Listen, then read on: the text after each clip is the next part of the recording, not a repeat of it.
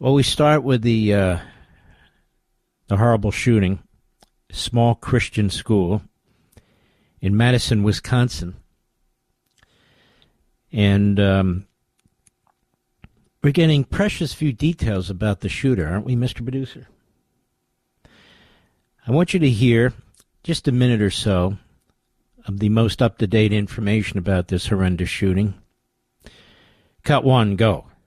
Here are the details. Today at 10:57 a.m., our team Excuse me, this is the police chief, I should have mentioned, Madison, Wisconsin.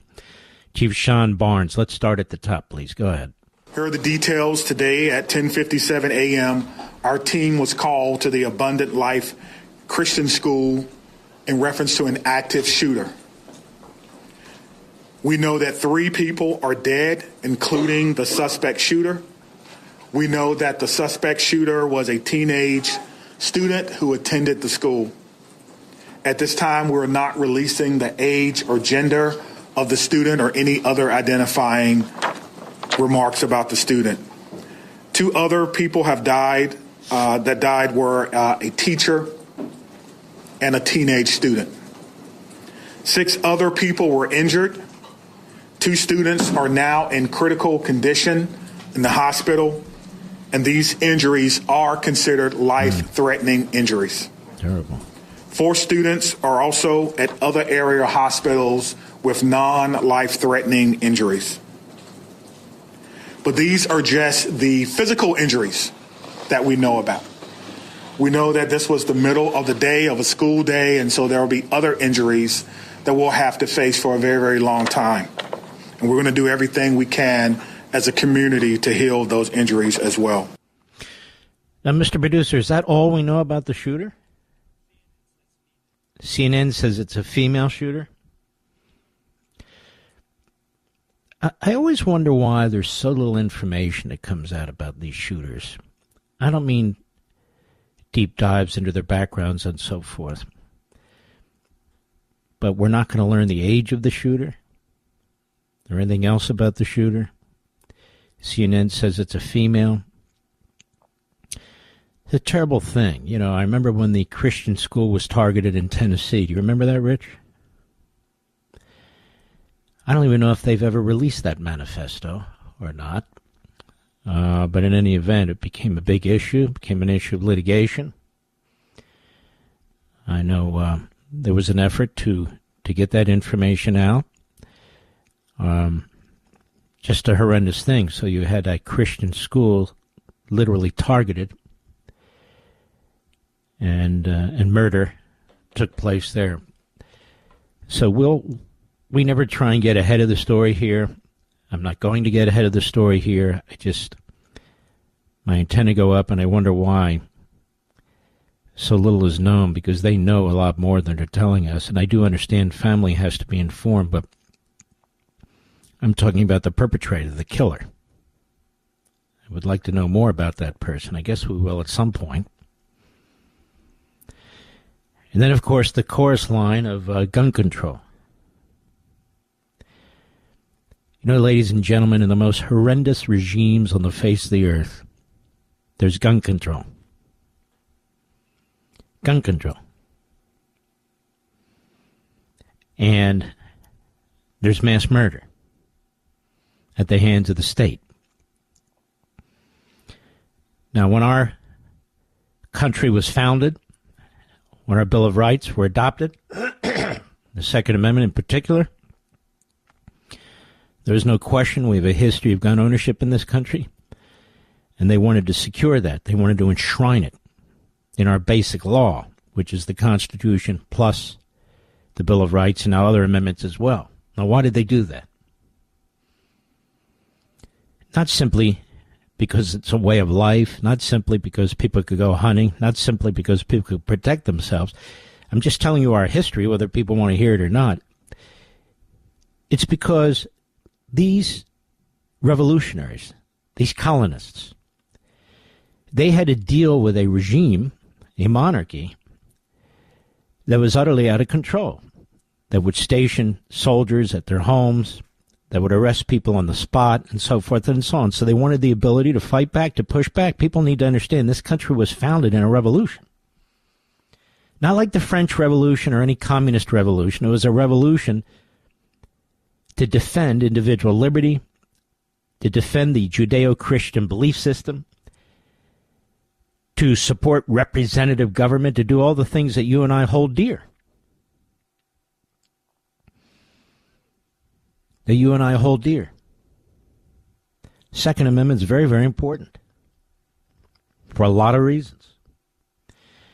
Now, I know there's a lot of people out there that don't own a weapon and don't understand this, and that's perfectly fine.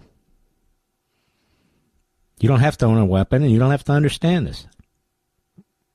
But the Bill of Rights, the Second Amendment, they exist to protect the individual. They exist to protect the society from government. That's what they're there for.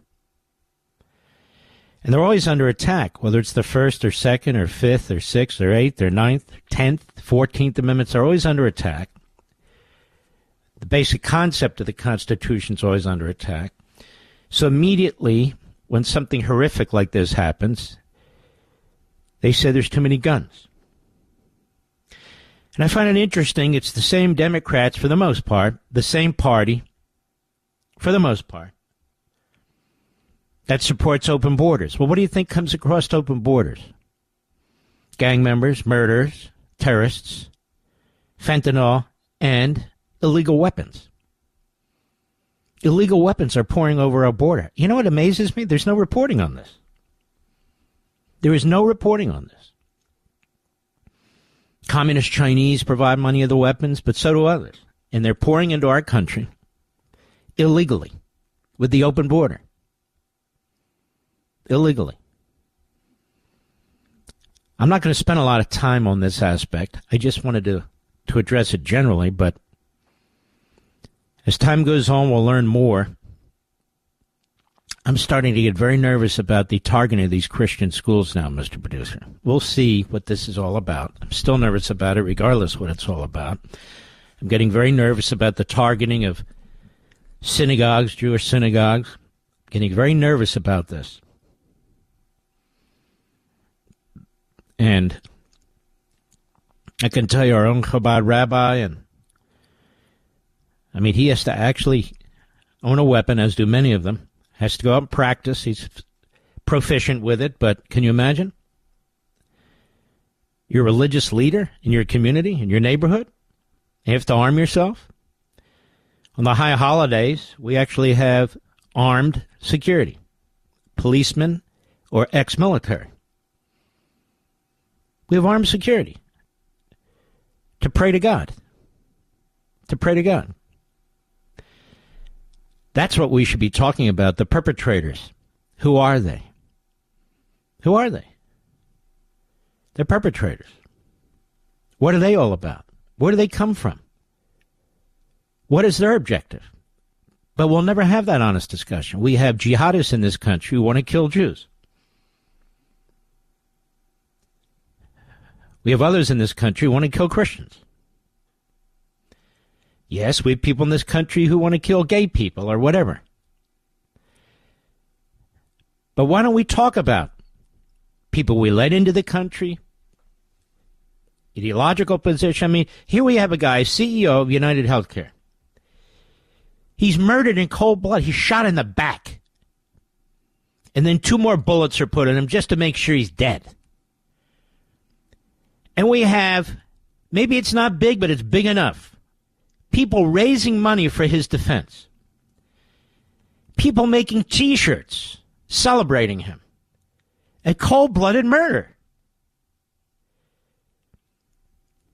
Because they don't like our healthcare system. Well, maybe they ought to try one in Britain or France or Canada and see how great those Bernie Sanders-type Soviet-style healthcare systems are. You ever wonder why the Europeans have so many yellow teeth, Mr. Producer? I say this tongue-in-cheek, but there's a truthful aspect to it, because the dentists are union members under the government, and they go on strike, or they have a quota, and once they've hit their quota, they're done. You ever wonder why people with hellish diseases and illnesses Some of them quite rare come to the United States because they can't get the treatment they need in Europe and in Canada. You ever wonder why people try to come into our country when they have heart issues or diabetes or cancer or what have you? Because they can't get treatment on time. They all have health care. They just don't get medical care. It's a big difference, you know. Then I hear we pay 17% of our gross domestic product on health care. And my answer is this. Well, what else are we going to spend it on? Isn't that important? Seriously. What should we spend it on? Climate change? Electric vehicles? And when you're really sick, you need the medicine. You need the healthcare system.